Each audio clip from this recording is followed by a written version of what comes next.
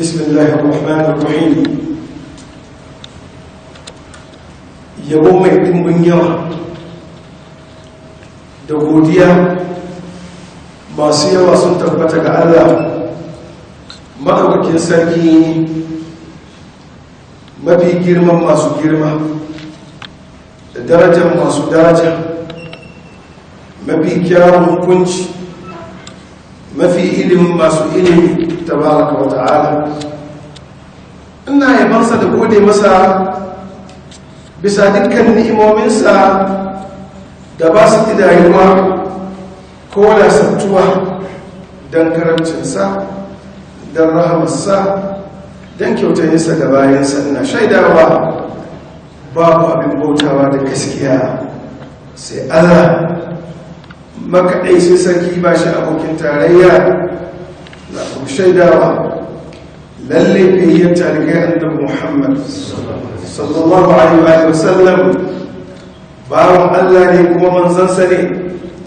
Allah ka ƙara salati da sallama ga fiye talibai annabi Muhammad, tsira da amincin Allah su tabbata gare shi da alayensa da sahabbansa baki daya. Sannan ba haka ‘yan uwa musulmi masu girma da daraja, ga fassarar hudubarmu a yau. Hudubarmu za ta kasance ne akan idi na babbar sallah ko idi na sallar layya, da kuma darussan da suke ɗamfare cikin wannan idi ga musulmi baki daya. Yanwa musulmi masoya abin kauna masu daraja, ku ji tsoron Allah mabuwayin sarki tabaraka wa ta'ala, gwargwadon iyawar ku ji tsoronsa subhanahu wa ta'ala. sa'annan kuma ku nemi kusanta zuwa gare shi subhanahu wata'ala, ku nemi tsari na hanyar kusanta zuwa gare shi wurin bin abin da ya saukar, da kuma kyakkyawan koyi ga fayyan talibai annabi Muhammadu sallallahu alaihi wa alihi wa sallam.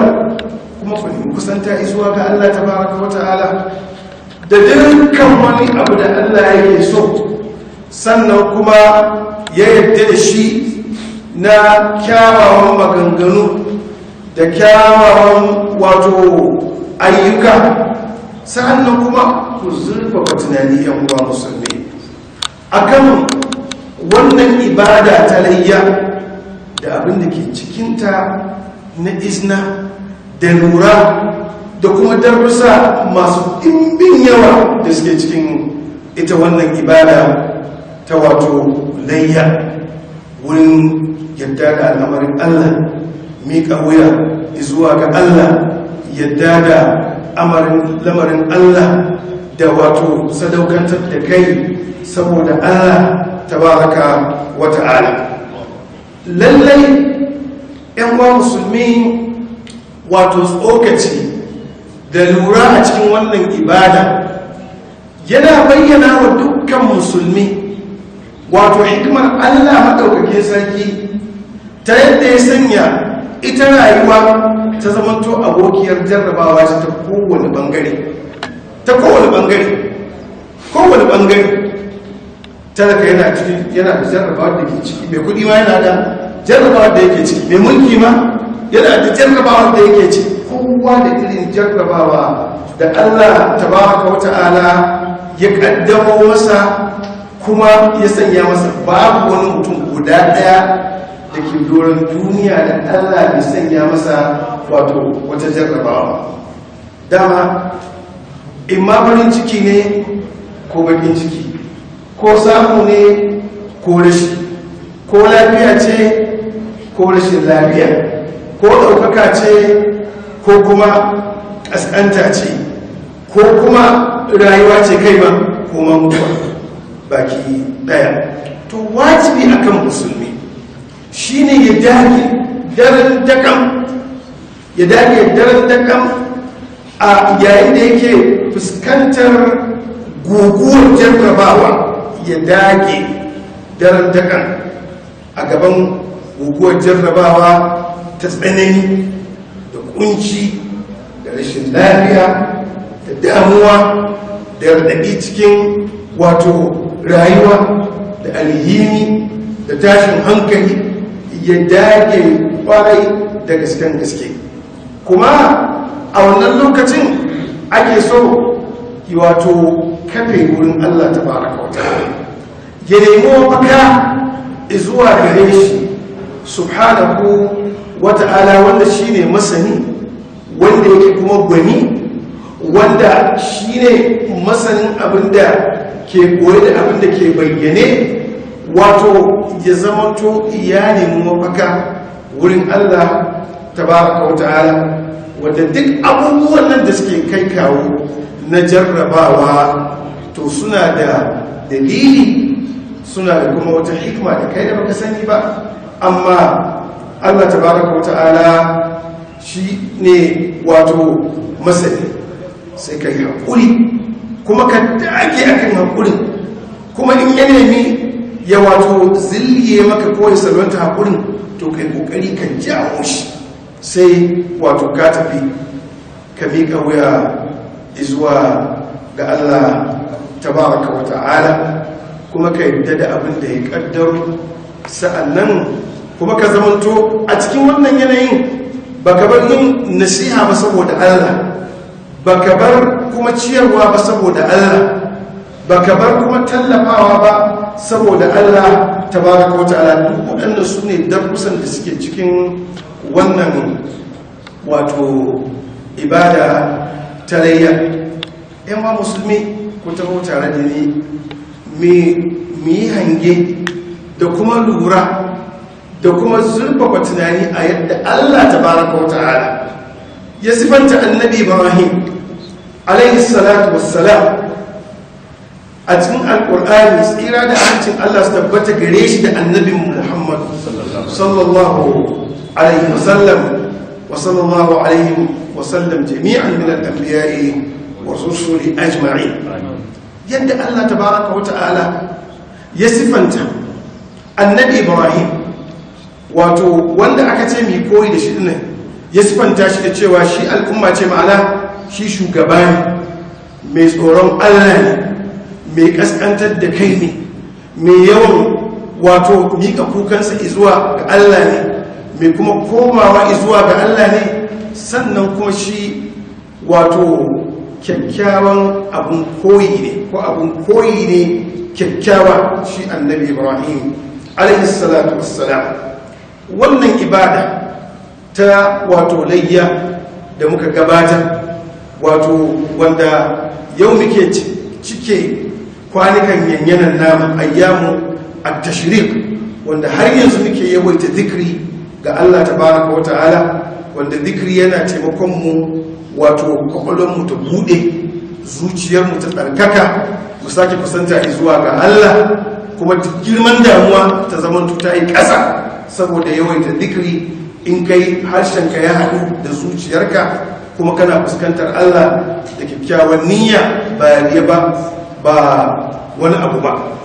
Yan wa musulmi, Allah tabaraka wa ta'ala, in aka duba duk ibadun nan wanda suke aikin hajji yanzu alhamdulillahi amma kammala, wanda suka yi gaggawa a kwanan mai da kwana biyu ma sun gaba tun jiya. Yau kuma waɗanda suka yi jinkiri yau ɗin nan su ma za su tafi, an kuma kammala kenan. In ka gani duk tana da alaƙa da irin wato karantarwa ta annabi Ibrahim, sunna wurin jifan shaɗan da shauransu. Kwanuka ne na kabarbari, kwanuka ne na zikri, kwanuka ne na addu'a, kwanuka ne na yadda da lamari na Allah tabaraka wa ta'ala. أعوذ بالله من الشيطان الرجيم. بسم الله الرحمن الرحيم. الله ينفذ أتكن سورة الصافات yana ba mu labarin ita wannan ibada da abinda ya wato ke tafe cikin wannan ibada na sadaukantar da kai. annabi Ibrahim dai bayan Allah ya ambaci annabi Nuhu cewa walaqad nadana nuhun fala ni'mal mujibun wa najaynahu wa ahlihi min al-karb al-'azim wa ja'alna dhurriyyatahu humul baqin wa tarakna 'alayhi fil akhirin salamun 'ala nuhin fil 'alamin inna kadhalika najzi al-muhsinin innahu min ibadina al-mu'minin thumma aghraqna al-akhirin. Allah ya ce wallahi annabi Nuhu ya kiraye mu yayi addu'a ya kaskantar da kai yayi makarkata lokacin da ya shiga cikin halin damuwa. Allah ya ce madalla da mu in ji shi Allah masu amsa kiran wanda ya shiga cikin halin damuwa. Allah ya tsare mu da mantawa da Allah lokacin da muka shiga cikin halin kunci da damuwa. Allah ya ce madalla da mu in ji Allah. Allah ya amsa masa. Allah ya ce muka tsere da shi da wato iyalinsa daga bakin ciki da tashin hankali mai girma, muka sanya kuma zuriyarsa ita ce ta wanzo. Allah ya yabe shi zuwa ƙarshe sai ce wa inna min shi'atihi la Ibrahim, wanda ke fiye da shi shine annabi Ibrahim. Lokacin da ya zo ubangijinsa bi qalbin salim, kubutacciyar zuciya, to mu'mini dama ce yawma la yanfa'u malun wala banun illa man ata Allah bi qalbin salim. Zuciyarka wanke, kubutacciya, tauhidinka fes, babu shirka ciki, ibadarka fes, babu bid'a ciki, kana nan fes. To saboda haka a lokacin annabi Ibrahim wa'azi ya fara ga mahaifinsa da kuma al'umma gaba daya. Aka yi ta kai kawo, aka yi artabu kai, har ma aka ce to shikenan kawai wato tunda abi ya gagara ya kafa musu hujja to a jefa shi a katuwar wuta. Allah tabaraka wa ta'ala wato yace suna nufin kai da shi, sai muka sanya su ne makaskanta. To sai nan bayan an gama wannan annabi Ibrahim ya ci nasara, ya yi komai, ba kamar kai ne yanzu ka ci kasuwa ka samu buɗi sai kuma sabon Allah ko kuma ruwa ba da cika baki ba da al'amura da basu dace ba. sai ce to ni yanzu qala inni zahibun ila rabbi sayahdin, ni yanzu mai zuwa ne ga ubangiji, zan yi jira, zan bar komai, zan koma ga ubangiji na tabaraka wa ta'ala. to kaga mu'mini mai annabi Ibrahim sai ce rabbi habli min as-salihin, Allah ka bani da nagari tun da yanzu ban da kowa. Allah ya ba mu ƴaƴa nagari. ƴaƴa nagari in suka samu tarbiyya ta addini, wato mataimaka ne kwarai, suna ɗebe maka kewa, suna tsayawa a makwafinka. kana ma zaune a gida za su yi abubuwa, kaga sun yi ibada, sun yi sallah, sun yi zikiri, sun sada zumunci. Allah ya ba su mata ne maza na gari, in maza ne sun gama karatu sun fara aiki, sai ga sun zo sun fara ɗauke maka kewa. ɗa na gari. don haka dole mu fahimta ba kowane irin ɗa bane. a yanzu yadda za ka to a cewa ne na da ya dozin din da ba su yi komai ba, taron tsintsiya ba shara, saboda ba manufar da ta sa aka haife su, shi yasa ba musu tarbiyya ba, shi yasa ma suka lalace. amma kuma yan uwa musulmi mu gane akwai wanda ya tarbiyyar kuma amma Allah sai ya jarrabe shi. to wannan kuma babu kuma da kansa. malamai suna kafa dalili da wato annabi Nuhu alaihi salatu wassalam, inda suka yi ma bayan da dan nashi. ka gani? to da haka in dai har kayi, amma in dai ba ka yi, dama abinda baka shuka ba ba za ka girba ba. in baka yi tarbiyya ba to ba za ka fage ta ba, kuma sai kun yi usuma da ɗanka a kofi billahi. Allah ya tsari bai ce to Allah ba da ɗa na gari. Allah ce sai muka yi masa bishara da ɗa mai juriya da haƙuri, fa bashar na bi gulamin halim. muka yi masa bishara tun kafin a haifi ɗa wanda yake mai juriya mai haƙuri, shine annabi Ismail.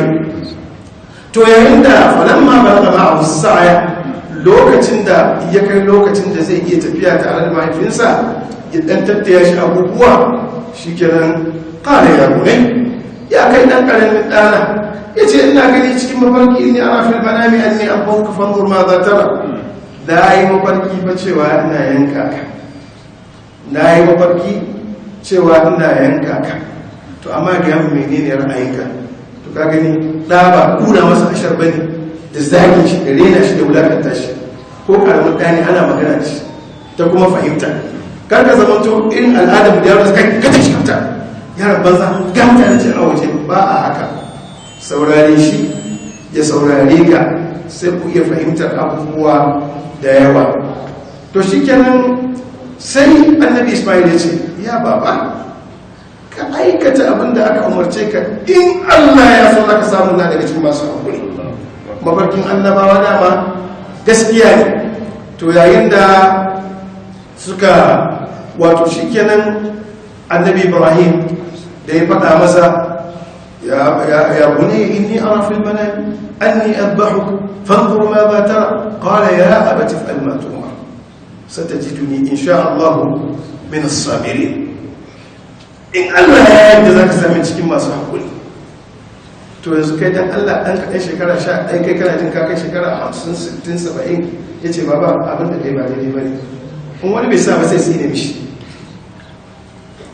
Kuma to shi yasa muka ce darussan da suke ciki sai ka koyi tawaru irin na annabi Ibrahim alaihi salatu wassalam. Ko kanin kai ce maka ina ganin don Allah abin nan ba daidai bane, sai ka yi tawaru ka karba, sa'annan ka amfana da ibadar layya, sa'annan wannan layyar za ta zamanto ta yi ma'ana. A nan ne layyar za ta zamanto wato ta yi ma'ana ‘yan wa musulmi. To yayin da falabba aslama waɗannan wuri jari, yayin da annabi Ibrahim da annabi Ismail mai suka yi sai suka miƙa wuya zuwa ga Allah. Dama shi annabi Ibrahim irja a wakon dukkan sani duk abin da ya zo miƙa wuya ne, to sai suka miƙa wuya, kuma ya kada shi a kan wato ɓangaren jikinsa na dawomin goshinsa. Wadanda na an ya Ibrahim, muka kira shi muka ce ya Ibrahim, dama jarraba ka aka yi aksar daftar roya, ka gaskata mafarkin da aka wato aka mafarkin da kai, inna ka zari ka nasir musulmi. To haka muke inna Allah ya ce mun iji shi Allah, lamiri na isa da bunƙasa da girma da izza da buwaya ta Allah ta baraka wa ta'ala. Kan ke sa kan kawo masu kyautatawa, kuma inna haɗa da wani bala'un mubin.